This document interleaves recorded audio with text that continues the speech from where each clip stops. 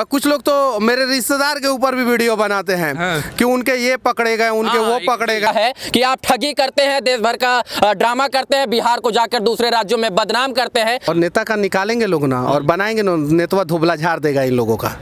अब बहुत सारे लोग बिहार में मेरे ऊपर वीडियो बनाते हैं, बहुत सारे लोग, उनका धंधा पानी चलता है, चलिए। और वो लोग चाहते हैं कि हम निकम्मा है, मनीषो कश्यप को निकम्मा बना दे।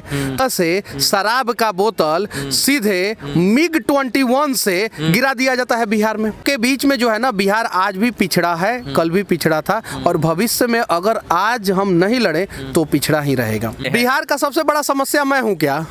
मैं हूँ क्या? तो सब इस वक्त मैं अध्यात्म नगरी, धर्म नगरी और सांस्कृतिक नगरी बनारस में मैं मौजूद हूँ और अस्सी घाट पे हूँ। देश के क्रांतिकारी युवा पत्रकार मनीष जी हमारे साथ हैं और ये मोदी जी का संसदीय क्षेत्र है। मोदी जी संसद इसलिए बने कि शायद से यहाँ से संसद का चुनाव इसलिए लड़े कि यहाँ विकास नहीं हुआ था पहले और शायद से हम विकास करेंगे, इसलिए उन्होंने सांसदी का चुनाव लड़ा। आप यहाँ आए हुए हैं, कैसा लगा बनारस आपको? बनारस पहले भी अच्छा शहर था, अभी भी अच्छा शहर है जी। एक सांसद के रूप में उन्होंने बहुत अच्छा काम किया, उसकी प्रशंसा होनी चाहिए। हम लोग सवाल करते हैं सरकार से लगातार जी, और इसका मतलब ये नहीं हुआ कि हर चीज़ पे, अच्छे चीज़ों पे भी सवाल करें। तो साफ सफाई है, बहुत सारे जगहों पे काम हुआ है और इसकी मैं प्रशंसा करता हूँ।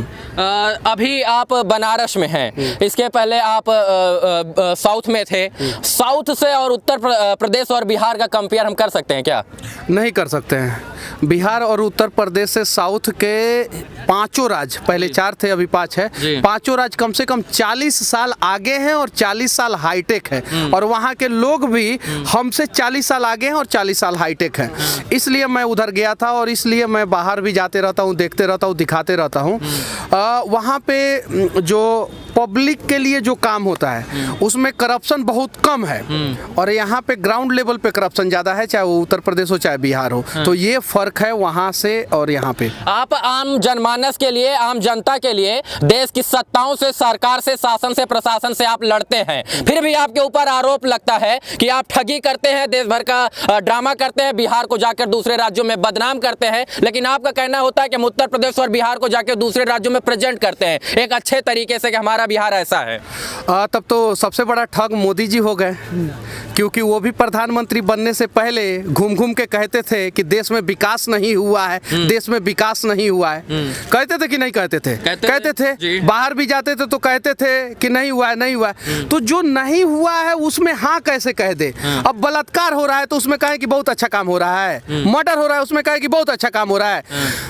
खान सर का एक वीडियो देखिए, उन्होंने बनाया है कि सीधे प्लेन रोड है और 90 डिग्री नीचे चला जाता है। तो क्या हम बोले कि एकदम प्लेन है, हेमा मालिनी की तरह? छोड़िए, वो सांसद है, मतलब कि हम उनका नाम नहीं रखना चाहते, केस मुकदमा कर देती हैं, तो हम क्या बोले?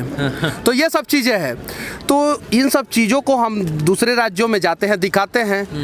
हम तो दूसरे राज्यों में जाके टाटा के आगे हाथ फैलाते हैं कि टाटा एक कंपनी बिहार में लेके आ जाओ। जो मैं हाथ फैलाया रतन जी टाटा के ऑफिस के सामने जो मुंबई में है, वहीं हाथ नीतीश कुमार फैला दे तो टाटा एक बड़ी कंपनी लेके आ जाएगा।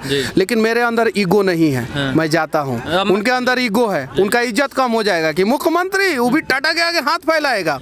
तो ये चीजें है। मनीष जी, मैं एक सवाल लूंगा शराबबंदी से। पूरे देश में एक संविधान, एक कानून, पूरे देश में यही बात कही जाती है, लेकिन शायद से बिहार में, शायद से क्या, प्रभावी रूप से बिहार में शराब बंद है। और मैं आज तक बिहार में बहुत ज़्यादा समय व्यतीत किया हूँ। 80 से 90% जनता यही कहती है कि हमको शराबबंदी से कोई फायदा नहीं है। अगर शायद से शराबबंदी, शराब खोल दिया जाए तो बिहार के जनता का जो है उच्च लेवल पर विकास होगा। क्या आपको लगता है कि अगर शराबबंदी जैसे फैसलों को छोड़कर शराब खोल दिया जाए तो बिहार का विकास दुगनी गति से होगा? नहीं, देखिए, शराब खराब है, शराब पूरे देश में बैन हो जाना चाहिए, पूरे देश में।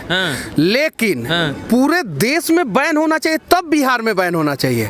और नहीं तो उत्तर प्रदेश में चालू है, बिहार में बैन है, झारखंड में चालू है, बिहार में बैन है, बंगाल में चालू है, बिहार में बैन है, नेपाल में चालू है, बिहार में बैन है।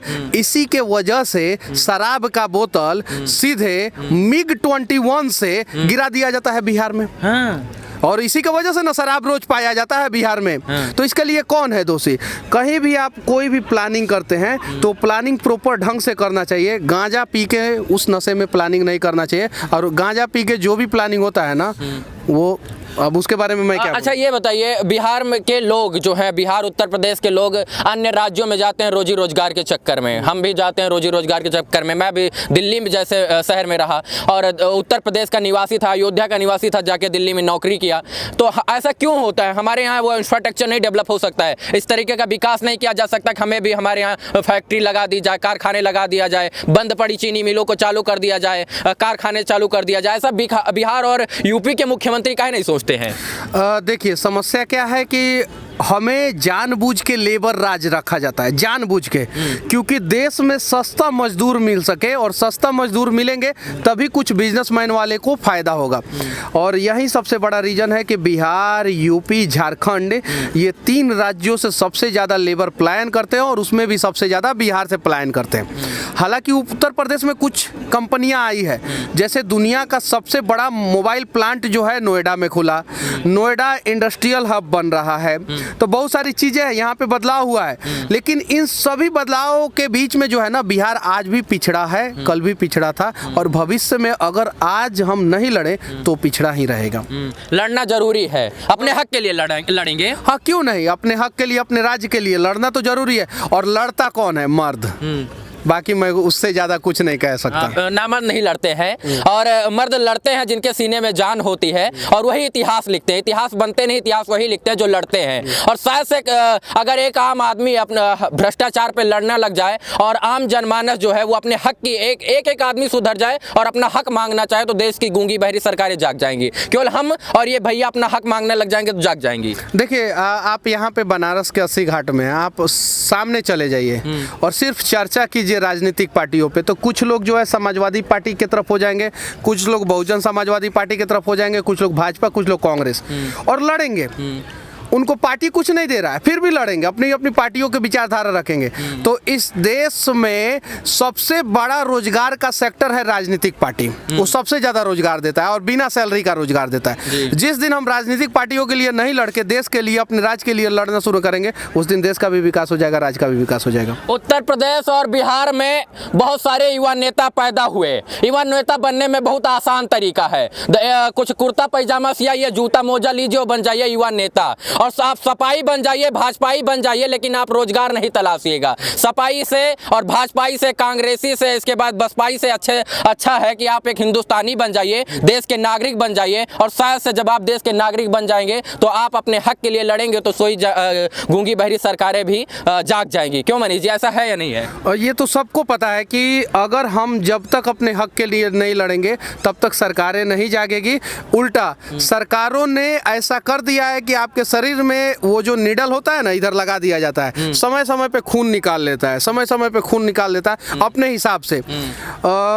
अच्छे दिन आते हैं, किसके अच्छे दिन आते हैं? जिसकी सरकार आती है उसके अच्छे दिन आते हैं। जनता का अच्छा दिन नहीं आता है। जनता का अच्छा दिन तब आएगा जब सरकार जनता के हक में काम करेगा। यहाँ पे जनता के हक में नहीं काम किया जाता है, यहाँ पे नियम कानून भी लगाया जाता है ना, तो बड़े बड़े बिजनेसमैन वालों को देख के लगाया जाता है। हम निडर कैसे बने? निडर तो बस अगर बाप माँ ने मर्द के रूप में मर्द पैदा किया है तो निडर है, अब मर्द के रूप में अगर कुछ और पैदा कर दिया तो आप निडर नहीं है। हाँ। तो ऐसे ये कारवां ऐसे जारी रहेगा? जारी रहेगा। अभी देखिए, बहुत सारे लोग बिहार में मेरे ऊपर वीडियो बनाते हैं, बहुत सारे लोग। हाँ। उनका धंधा पानी चलता है, चलिए ठीक है। हमारी कौम से पत्रकारिता, कौम से, जिस कौम में हम जाके सरकारों से लड़ते हैं आम जनमानस के लिए, वो हमसे लड़ जाते हैं। बिहार का सबसे बड़ा समस्या मैं हूँ क्या? हाँ? मैं हूँ क्या? तो सबसे बड़ा समस्या जो है उस पे ना वीडियो बनाया जाए। लेकिन आप पे ऊपर लोग बनाते हैं ना, तो अब मैं क्या बोलूं? अब उन लोग का दुर्भाग्य है आपका नहीं, मेरा तो सौभाग्य है कि मैं इस मुकाम पे पहुंच चुका हूं कि मेरे ऊपर वो लोग रिसर्च करते हैं, वीडियो बनाते हैं। कुछ लोग तो मेरे रिश्तेदार के ऊपर भी वीडियो बनाते हैं। हाँ। कि उनके ये पकड़े गए, उनके वो पकड़े गए। हाँ। अरे बिहार में हर दिन किसी ना किसी नेता का कोई ना कोई रिश्तेदार दारू के केस में पकड़ा जाता है। कुछ तो बलात्कार केस में पकड़े जाते हैं, कुछ तो भ्रष्टाचार में पकड़े जाते हैं, कुछ तो भ्रष्टाचार खुद कर लेते हैं। हिम्मत नहीं है कि ये लोग उनसे जाके सवाल कर सके। हिम्मत नहीं है। तो ये चीजें है, कुछ चीजें है वो आप उसके उस पे काउंटर क्वेश्चन ले ही लेते हैं जब आपने खोद ही दिया है बात को। तो आपके ऊपर 2-3-4 दिन पहले एक वीडियो बनता है एक निजी यूट्यूब चैनल द्वारा कि आपके मामा इस केस में पकड़े गए हैं और वो सीधा लिंक आपके साथ जोड़ दिया जाता है। कृष्ण के मामा कौन थे? कंस। लिंक जोड़िए उनसे। कृष्ण ने क्या किया था मामा के साथ? क्या किया था? क्या किया था? मामा को मार दिया था। तो यार उधर आप कंस को राक्षस बना देते हैं और इधर जबरदस्ती रिश्ता जोड़ते हैं, जबरदस्ती।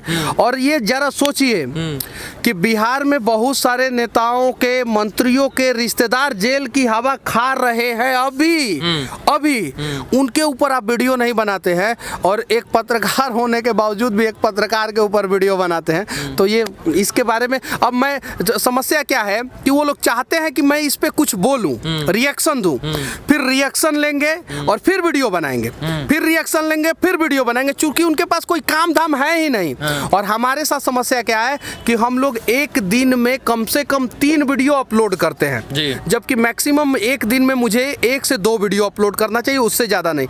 लेकिन मुझे लोग इतना ज़्यादा इतने जगहों पे बुलाते हैं और इतनी समस्याओं को दिखाते हैं कि 3 वीडियो अपलोड करता हूँ तभी भी मुझे बहुत समय लगता है कि 60 वीडियो 70 वीडियो टाइम पेंडिंग में लगा रहता है। अगर उन सब सवालों का जवाब देना शुरू कर दूं तो मैं काम नहीं करूंगा। और वो लोग चाहते हैं कि हम निकम्मा हैं, मनीषो कश्यप को निकम्मा बना दे, तो ऐसा कुछ होने वाला नहीं है। मैं अपने हिसाब से काम करते रहूंगा, उन लोगों को जो बोलना है बोलने दीजिए, मुझे कोई फर्क नहीं पड़ता है, मैं अपने हिसाब से काम करते रहूंगा।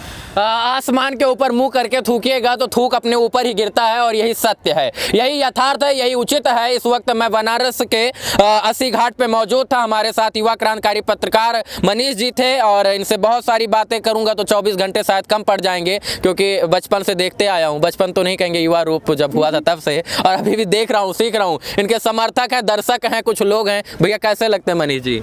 सुनने में आवाज चेहरे से नहीं। बहुत अच्छे, बहुत अच्छे। हाँ, खूंखार पत्रकार हैं। बिल्कुल खूंखार पत्रकार है। हाँ, ये सवाल कीजिएगा, खूंखार पत्रकार तभी ना बोलता है सब कि 307 का केस है उसके ऊपर, तभी ना बोलता है साहब, और सब पूरा डाटा निकाल। गलत जगह के लिए खूंखार है, गलत जगह के लिए। किसी भ्रष्ट अधिकारी का और भ्रष्ट नेता का यहाँ का जनता आरटीआई मांग के उसका पूरा डाटा नहीं निकालेगा, लेकिन आपका निकाल लिया जाता है। अरे आसान है क्या? हाँ आसान है ना। नेता का नहीं निकलेगा, नहीं निकलेगा। और नेता का निकालेंगे लोग ना और बनाएंगे ना, नेतवा धुबला झाड़ देगा इन लोगों का। मेन सच्चाई ये है। यहाँ पे जो है ना, हंसुआ पे भतुआ, भतुआ पे हंसुआ चोक बिहार में कहावत है, समझे ना।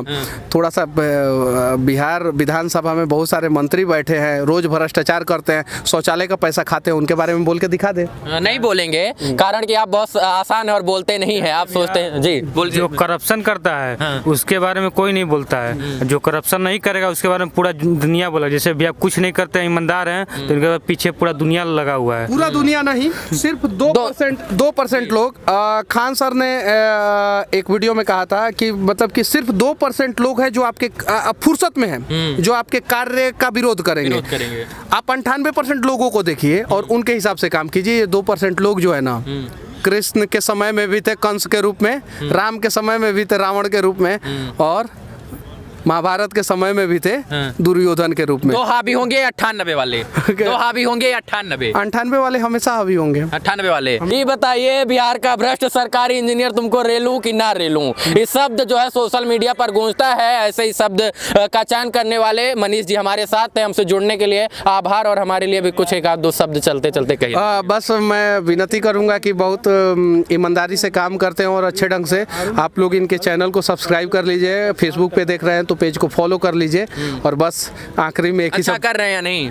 बहुत अच्छा कर रहे हैं। और खासकर आपका बहुत सारा वीडियो जो है वो एकदम लिंक से हटके रहता है, और इन सब चीज़ों को जो दिखाएगा पत्रकार, सच में वही पत्रकार है, सच में रियली वही पत्रकार है।